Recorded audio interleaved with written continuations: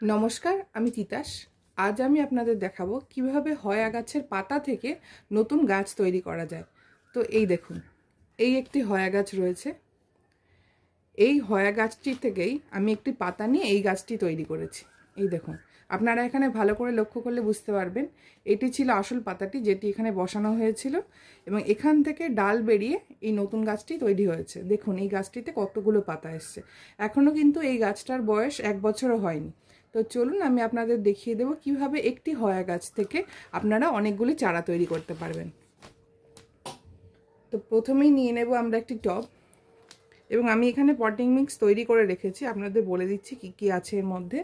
এর মধ্যে রয়েছে ভার্মি কম্পোস্ট, সাদা বালি, সামান্য কাঠকয়লার গুঁড়ো এবং ইটের গুঁড়ো। এটা আমি ভালো করে মিশিয়ে নিয়েছি। এর মধ্যে কিন্তু কোনো মাটি নেই। এর মধ্যে এবার আমি একটি হয়ার পাতা বসিয়ে দেব।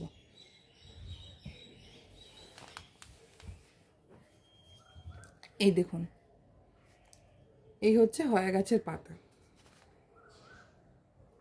শুধুমাত্র এই মাঝখানটায় হয়া গাছের পাতাটিকে বসিয়ে দেবেন, আর রোজ এই মিডিয়াতে আমাদের জল স্প্রে করতে হবে। এবার আস্তে আস্তে দেখতে পাবেন ঠিক এইখান থেকে একটি ডাল বেরোবে এবং নতুন একটি গাছ তৈরি হবে। তো দেখে নিলেন কত সহজেই হয়া গাছের পাতা থেকে নতুন গাছ তৈরি করা যায়।